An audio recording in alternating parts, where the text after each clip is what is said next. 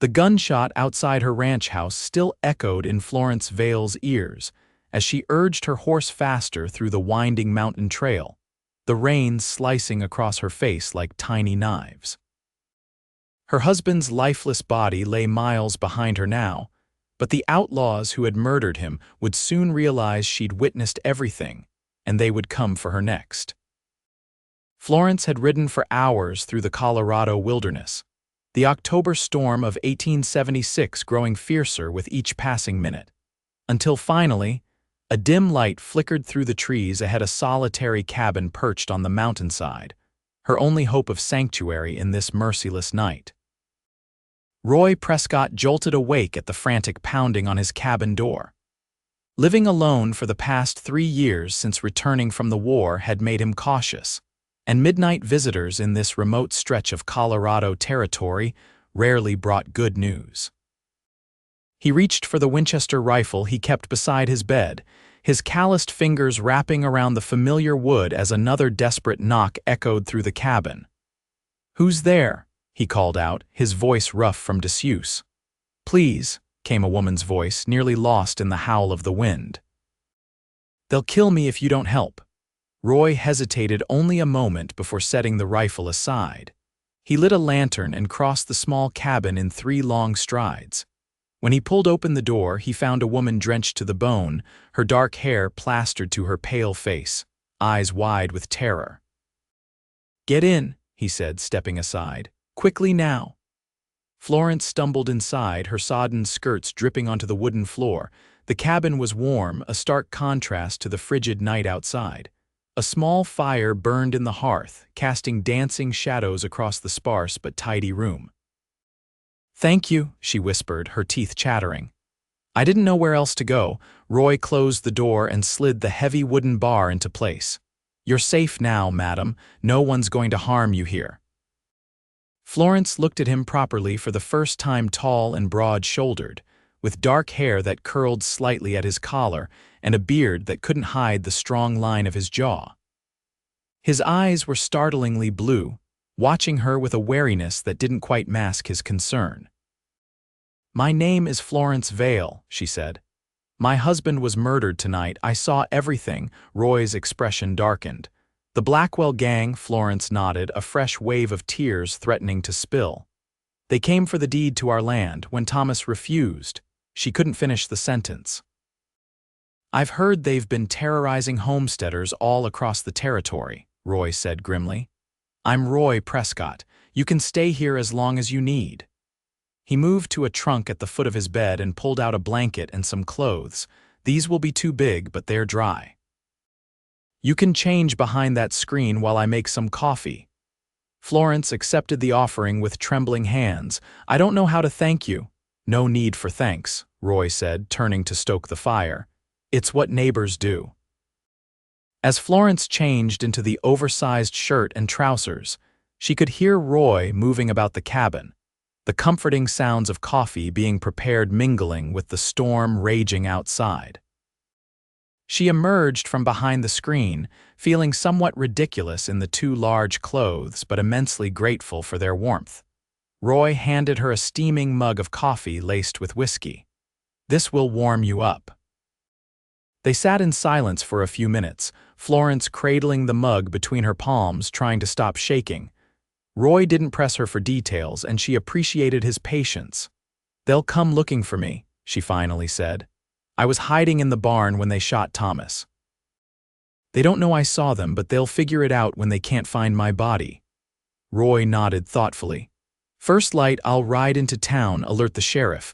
For now, you need rest. Take the bed, I'll keep watch." Florence started to protest, but exhaustion overcame her. She hadn't slept in nearly 24 hours, and the events of the night had drained what little energy she had left. "Just for a few hours," she conceded. "Then we'll figure out what to do." Roy watched as she settled onto his bed, pulling the quilt up to her chin. Within minutes, her breathing had evened out, and he knew she was asleep. He moved to the window, peering out into the darkness, his rifle across his knees. He'd seen enough violence to last a lifetime during the war, and had come to these mountains seeking solitude and peace. But looking at the woman sleeping in his bed, her face still bearing traces of tears even in sleep, he knew that peace had been shattered the moment she knocked on his door, and yet he couldn't bring himself to regret opening it. The morning light filtered through the cabin's single window, waking Florence from a dreamless sleep. For a moment she was disoriented, the unfamiliar surroundings causing a flutter of panic until the events of the previous night came rushing back. Thomas was dead. She was a widow. And she was hiding in a stranger's cabin. She sat up to find Roy at his small table, cleaning his rifle with methodical precision. He looked up when he heard her stir. "There's fresh coffee," he said, nodding toward the pot on the stove, "and some cornbread." Florence pushed back the quilt and swung her legs over the side of the bed, suddenly self-conscious in Roy's clothes. "Thank you for everything." Roy set the rifle aside. "I've been thinking about your situation. The sheriff in Silver Creek is a good man, but he's one man against the Blackwell gang. Even if he believed your account, they'd get to me before justice could," Florence finished for him. She poured herself a cup of coffee and joined him at the table. "I know, I've been thinking too." "I need to leave the territory," Roy frowned. "Running isn't always the answer." "It is when the alternative is death," Florence said, a bitter edge to her voice. "Thomas and I came west for a fresh start. Now he's gone and I have nothing left to stay for. What about your ranch?" Florence laughed humorlessly. 20 acres of hardscrabble land, that's more rock than soil. The Blackwell gang can have it." Roy studied her for a long moment. "My brother owns a freight company in Denver. He could use someone to manage his books." "You'd be safe there, at least until the law catches up with the gang." Hope flickered in Florence's chest for the first time since Thomas had been shot. "You do that for me. You don't even know me." "I know enough," Roy said simply. 3 days later, Florence stood on the platform of the Silver Creek station, waiting for the eastbound train to Denver. Roy had insisted on accompanying her, despite her protests that he'd already done more than enough. "I'll feel better seeing you safely on that train," he'd said, in a tone that brooked no argument. They'd spent the intervening days preparing for her departure. Roy had hidden her horse in a neighbor's barn and had gone into town alone to speak with the sheriff, who confirmed that the Blackwell gang had indeed burned the Vale Ranch to the ground, presumably with Florence in it. "They think you're dead," Roy had reported back. "That gives us an advantage." Now, as they waited for the train, Florence found herself reluctant to leave. In just 3 days, Roy's quiet strength and unwavering support had become a comfort she wasn't ready to relinquish. "Your brother knows to expect me?" She asked, though he'd assured her multiple times that all arrangements had been made. "Raymond will meet you at the station himself," Roy confirmed. "You'll recognize him. He looks like me, only less handsome." Florence smiled despite her nerves. Roy's rare attempts at humor always caught her by surprise. "I don't know when I'll be able to repay you for all this." "There's nothing to repay," Roy said, his eyes scanning the platform for any sign of trouble. "Anyone would have done the same." "No," Florence said, touching his arm lightly. "They wouldn't have." The train whistle sounded in the distance and Roy stiffened. "Remember, use your maiden name in Denver. Don't tell anyone where you're from, and if you need anything, I'll write to the general store as we discussed," Florence finished. She hesitated, then impulsively stood on tiptoe to kiss his cheek. "Thank you, Roy Prescott." Something flickered in his eyes, regret, perhaps, or something deeper that she dared not name. Then the train was pulling into the station in a cloud of steam and noise, and the moment was lost. Roy helped her board, handed up her small bag, and stepped back as the train began to move. Florence leaned out the window, watching his figure grow smaller until he was swallowed by the distance, wondering if she would ever see him again. 3 months passed, and winter settled over Colorado with a vengeance. Florence had adapted to life in Denver more easily than she'd expected. Raymond Prescott had proven to be as kind as his brother, if more talkative, and her position at the freight company kept her busy and her mind occupied during the day. But at night, Alone in the small room she rented from a widow near the business district, memories of Thomas and their brief marriage mingled with thoughts of Roy and his quiet cabin in the mountains. She had written to Roy twice, brief notes left at the general store as arranged, letting him know she was safe. He had not replied, and she told herself it was for the best. The less connection between them, the safer they both would be. The third month of her exile, Florence was tallying accounts in the freight office when the door opened, letting in a blast of cold air and a familiar figure that made her heart stop. Roy stood in the doorway, snow dusting his shoulders, his face leaner than she remembered but his eyes just as blue. For a moment neither of them spoke. "Roy," she finally said, rising from her desk. "What are you doing in Denver?" "Bringing news," he said, removing his hat. "The Blackwell gang has been captured, all of them." Florence gripped the edge of her desk. "How?" "A bank robbery gone wrong in Pueblo. 2 of them died in the shootout, the rest will hang come spring." Roy stepped further into the office, his gaze never leaving her face. "You're safe now, Florence. You can go home if you want." Home. The word echoed strangely in her mind. The ranch was gone, and with it, the life she had shared with Thomas. What home did she have to return to? "I've made a life here," she said carefully. "Raymond has been very kind." "He speaks highly of you," Roy said. "Says you've revolutionized his bookkeeping." A small smile touched Florence's lips. "Hardly, but the work suits me." Silence fell between them again, charged with unspoken words. Outside, snow continued to fall, muffling the sounds of the city. "I should let you get back to your work," Roy finally said, replacing his hat. "I just wanted you to know about the gang." "Where are you staying?" Florence asked impulsively. "With Raymond, just for the night. I'm heading back tomorrow." Florence nodded, disappointment settling in her chest. "Thank you for coming all this way to tell me." Roy looked at her for a long moment, as if memorizing her face. "It was good to see you, Florence." He turned to leave, and something in Florence rebelled at the thought of watching him walk away again. "Wait," she called. "Have dinner with me tonight, both of you, you and Raymond. My landlady is visiting her sister, so I have the kitchen to myself. It's the least I can do to thank you." Roy hesitated, then nodded. 7 o'clock. 7, Florence confirmed, her heart racing for reasons she wasn't ready to examine.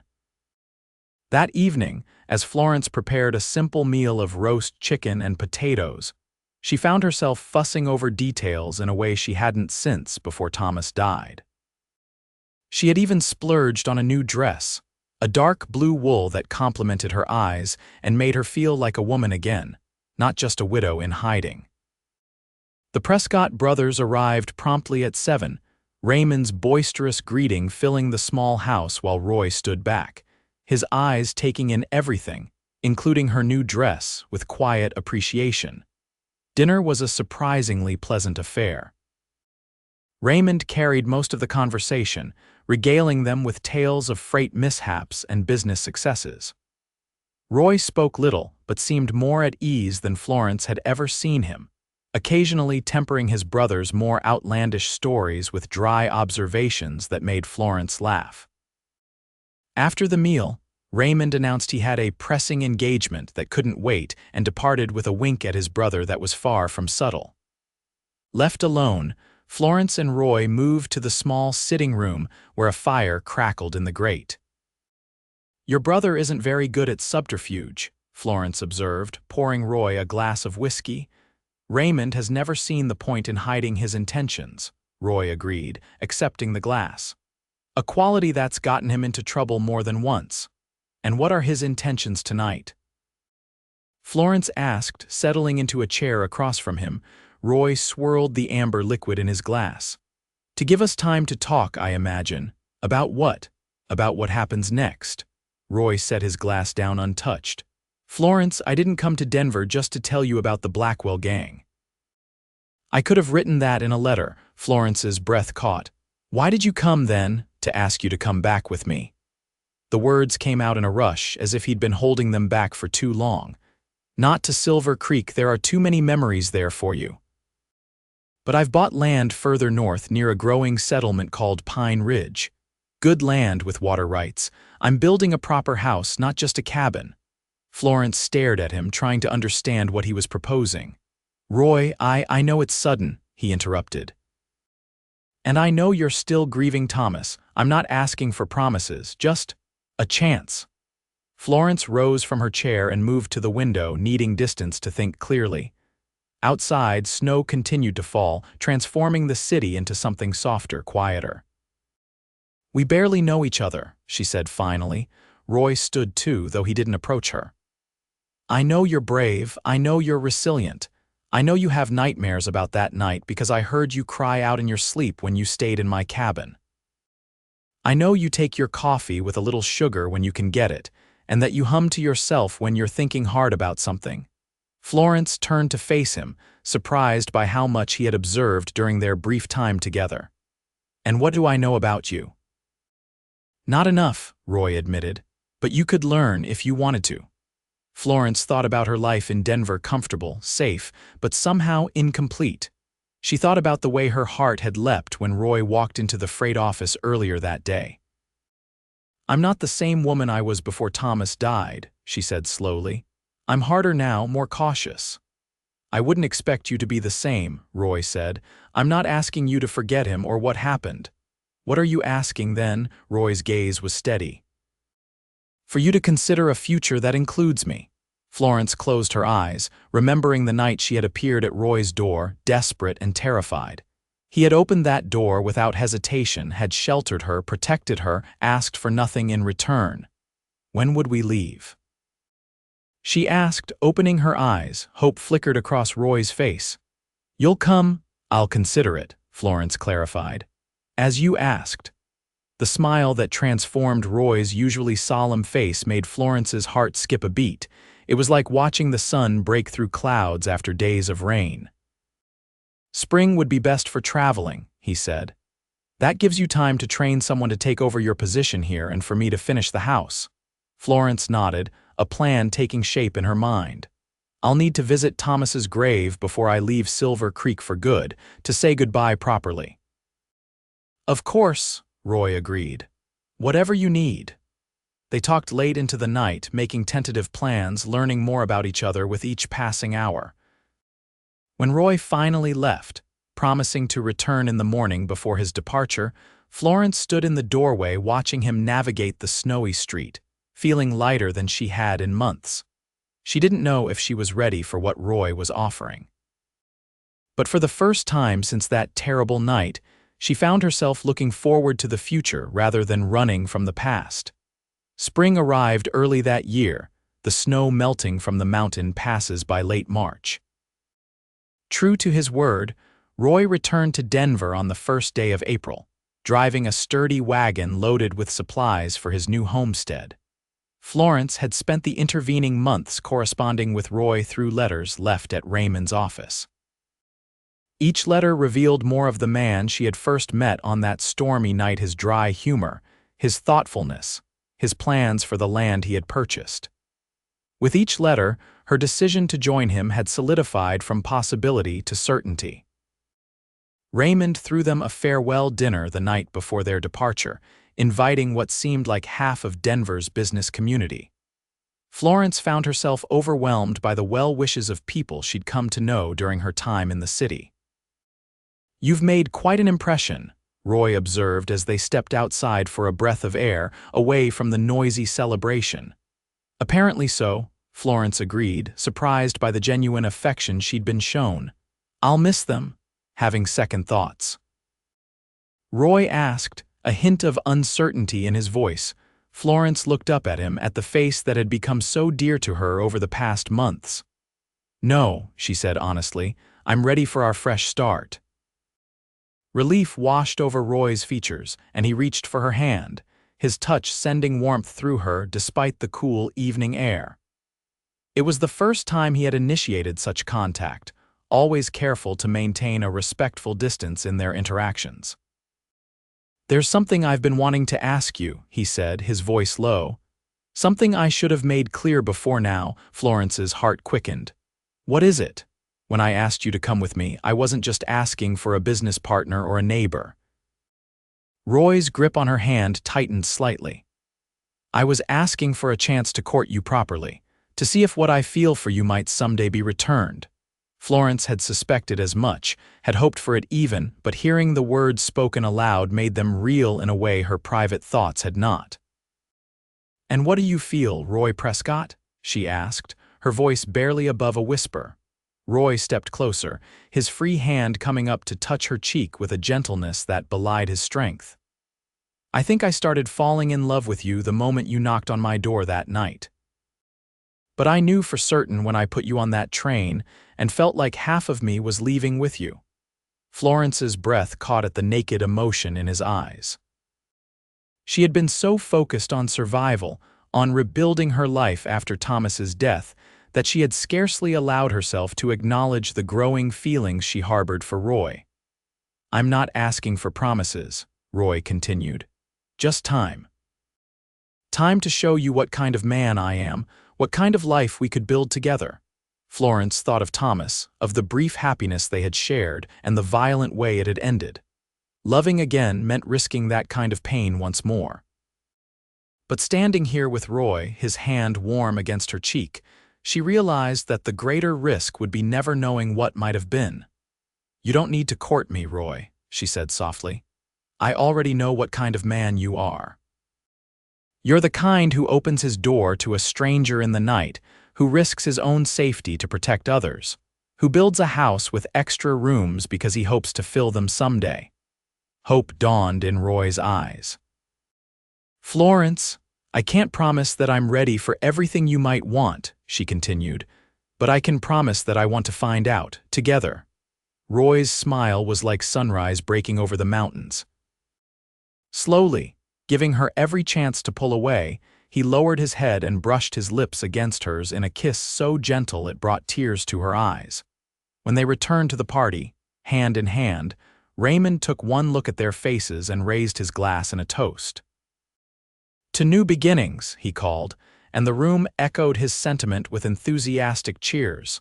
Florence caught Roy's eye across the crowded room and smiled. New beginnings indeed. Their journey to Pine Ridge took 10 days, winding through mountain passes still patched with snow and across valleys bursting with spring wildflowers. They stopped first in Silver Creek, where Florence visited Thomas's grave, saying her final goodbyes to the man who had brought her west and to the life they had briefly shared. Roy waited at a respectful distance, understanding her need for this closure. When she rejoined him, her eyes were dry, her expression peaceful. "Thank you," she said simply, and he nodded, knowing she meant more than just the time alone at the grave. The land Roy had purchased was everything he had described in his letters, and more 100 acres nestled in a valley protected by mountains on 3 sides, with a creek running clear and strong along the eastern boundary. The house stood near the center of the property, surrounded by newly planted saplings that would one day provide shade and windbreak. "It's beautiful," Florence breathed as they crested the final rise and the homestead came into view. "Welcome home," Roy said, a hint of nervousness in his voice. "I hope it meets with your approval." The house was larger than Florence had expected, 2 stories of solid timber construction, with a wide porch wrapping around 3 sides and windows that caught the afternoon sun. Smoke curled from the chimney, and as they approached, the front door opened to reveal a middle-aged woman with a welcoming smile. "That's Martha Jenkins," Roy explained, "widow from town who's been helping get the place ready. Her son works for me, helping with the livestock." Florence felt a momentary pang of uncertainty. This wasn't just Roy's cabin anymore, this was a working ranch with employees and expectations. What if she couldn't live up to what was needed here? As if sensing her thoughts, Roy covered her hand with his own. "One day at a time," he reminded her. "That's all we need to manage," Florence nodded, drawing strength from his steady presence beside her. "One day at a time," she agreed. The following weeks settled into a rhythm of work and discovery. Florence learned the running of the ranch house, while Roy focused on building up his herd of cattle and establishing relationships with neighboring ranchers. They ate their meals together, shared stories of their days, and gradually, the tentative courtship Roy had promised blossomed into something deeper. Their first real argument came in late May, over something so trivial neither of them could later remember what had started it. But the heated words revealed fears and insecurities. Both had been harboring Florence's worry that she was replacing Thomas too quickly. Roy's concern that she would one day regret choosing this life with him. "I'm not trying to replace him," Florence said tearfully after they had both calmed enough to speak rationally. "But I can't live in the past either. And I don't want you to settle for me because I was there when you needed someone," Roy replied, his voice rough with emotion. Florence moved to him then, taking his face between her hands, forcing him to meet her gaze. "I'm not settling, Roy Prescott. I'm choosing you and this life with my eyes wide open." The kiss that followed was different from the gentle ones they had shared before, deeper, more urgent, filled with all the words they couldn't yet say. When they finally parted, breathless, Roy rested his forehead against hers. "Marry me," he whispered. "Not because you need protection or because it's expected, but because you want to wake up beside me every morning for the rest of our lives." Florence closed her eyes, overwhelmed by the certainty she felt in that moment. "Yes," she said simply. "Yes, I'll marry you." They were wed in the small church in Pine Ridge on the first day of summer, with Raymond standing as best man and Martha Jenkins weeping happily in the front pew. Florence wore a dress of cream-colored silk that Roy had ordered all the way from Denver, and Roy wore a new suit that made him look more handsome than any man had a right to be. As they spoke their vows, Florence thought of that stormy October night when she had knocked on a stranger's door, desperate and afraid. She could never have imagined then that the man who opened that door would one day open his heart to her as well, offering a love so steady and true it had healed wounds she thought would never mend. When the preacher pronounced them husband and wife, Roy kissed her with a tenderness that brought tears to her eyes, not tears of grief or fear, but of joy and hope for all the days to come. That night, as they lay tangled together in the bedroom that was now truly theirs, Florence traced the scar on Roy's shoulder, a remnant from his war days that he rarely spoke about. "What are you thinking?" he asked, his voice drowsy with contentment. "That life takes us on strange journeys," she replied. "If the Blackwell gang hadn't come to our ranch that night." Roy propped himself up on one elbow, looking down at her with serious eyes. "I can't be sorry for the path that brought you to me, but I am sorry for the pain you endured along the way." Florence reached up to touch his face, the beard he kept neatly trimmed now familiar beneath her fingertips. "The pain made me stronger, and it led me here to you. I wouldn't change that, even if I could." Roy turned his head to press a kiss to her palm. "I'll spend the rest of my life making sure you never regret that knock on my door." "I already know I won't," Florence assured him, pulling him down for another kiss. Outside, a summer storm was brewing, not unlike the one that had driven her to Roy's cabin all those months ago. But this time, as thunder rumbled across the valley, Florence felt no fear, only gratitude for the shelter she had found, not just in this house built with such care, but in the love of the man who had built it. In the years that followed, the Prescott Ranch flourished, as did the love between its owners. They weathered droughts and blizzards, cattle thieves and market crashes, each challenge only strengthening the bond between them. Children came first, a daughter with Roy's blue eyes and Florence's determined spirit, then twin boys who kept them both on their toes from the moment they could walk. And sometimes, on stormy nights when the wind howled down from the mountains, Florence would remember that first desperate knock on a stranger's door, and the man who had answered it without hesitation, changing both their lives forever. Those nights, she would curl closer to Roy's sleeping form, marveling at how the worst night of her life had ultimately led her to the best years she could have imagined. It wasn't the future she had once planned, but it was a future filled with love, purpose, and the quiet joy of building something lasting together. and that, Florence knew, was worth every step of the journey that had brought her home.